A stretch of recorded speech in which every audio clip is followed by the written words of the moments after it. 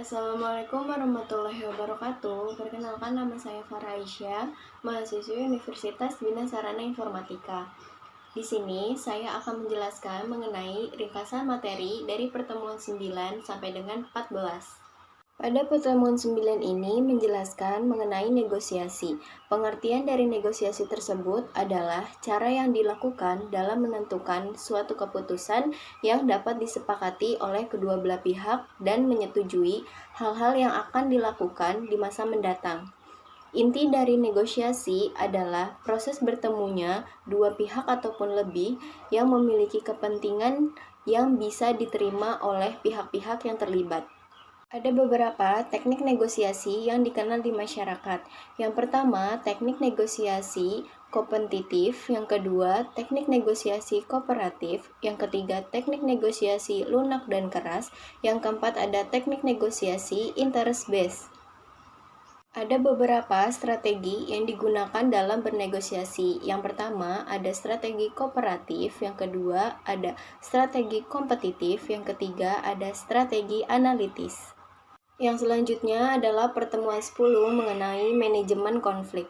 Manajemen konflik merupakan serangkaian aksi dan reaksi antar pelaku maupun pihak luar dalam suatu konflik. Manajemen konflik termasuk pada suatu pendekatan yang berorientasi pada proses yang mengarahkan pada bentuk komunikasi atau termasuk tingkah laku dari perilaku maupun pihak luar dan bagaimana mereka mempengaruhi kepentingan atau interest dan interpretasi. Terjadinya konflik antara lain yang pertama antara individu dengan individu, yang kedua antar kelompok dengan individu, dan yang ketiga antara kelompok dengan kelompok. Konflik dan perubahan merupakan dua macam hal yang saling berkaitan. Yang pertama, konflik dapat menimbulkan perubahan. Yang kedua, perubahan dapat menimbulkan konflik. Yang selanjutnya adalah pertemuan 11 mengenai Customer Service Officer. Kata customer berasal dari dua kata, yaitu customer yang berarti pelanggan dan service yang berarti pelayanan. Pengertian customer service adalah kegiatan yang dilakukan oleh seseorang atau sekelompok orang yang berlandaskan faktor materialnya melalui sistem, prosedur, dan metode tertentu dalam rangka usaha memenuhi kepentingan orang lain sesuai hak-haknya.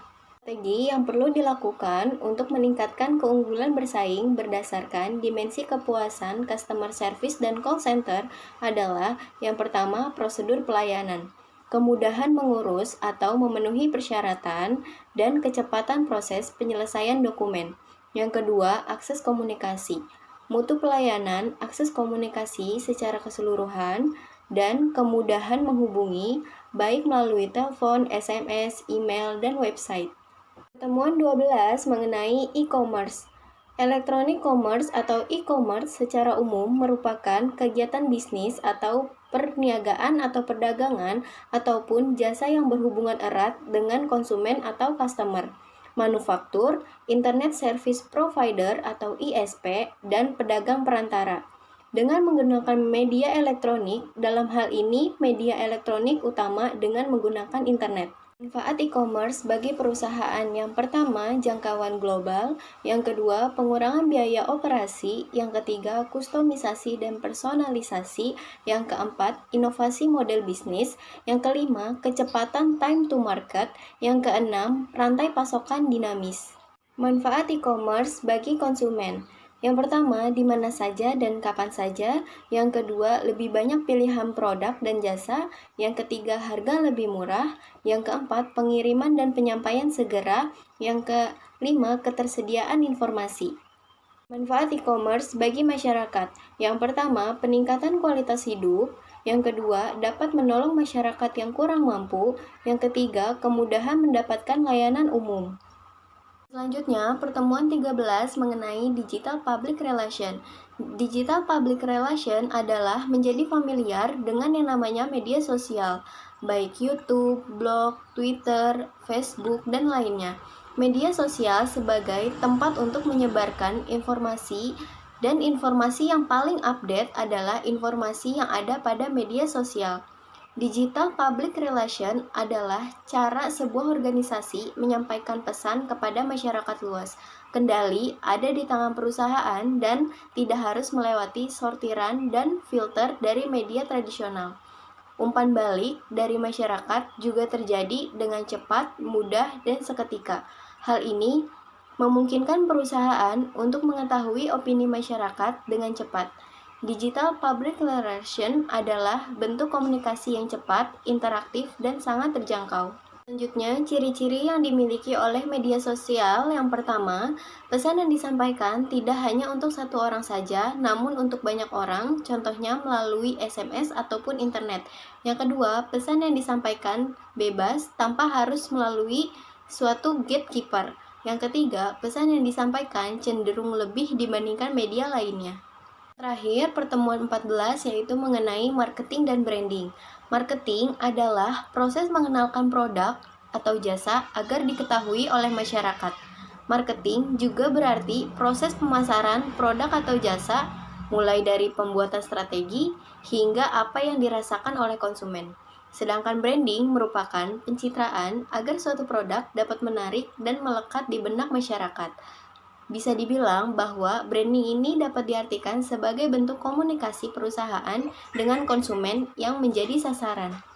Fungsi branding adalah yang pertama sebagai pembeda, di mana perusahaan yang memiliki brand kuat akan mudah dibedakan dengan kompetitor. Yang kedua, promosi dan daya tarik.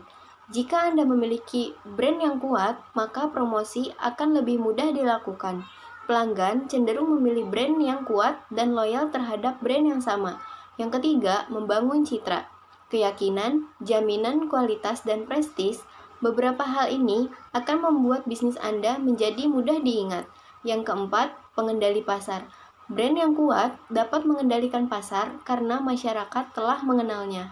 Tujuan branding adalah untuk membentuk persepsi masyarakat, membangun rasa percaya masyarakat kepada brand, dan membangun rasa cinta masyarakat kepada brand. Yang terakhir, manfaat brand. Yang pertama, memberikan daya tarik kepada konsumen. Yang kedua, memudahkan perusahaan mendapatkan loyalitas pelanggan terhadap produk atau jasa Anda. Yang ketiga, membuka peluang perusahaan untuk menetapkan harga jual yang tinggi. Sekian penjelasan dari saya mengenai rangkuman materi dari pertemuan 9 sampai 14. Kurang lebihnya saya mohon maaf. Wassalamualaikum warahmatullahi wabarakatuh.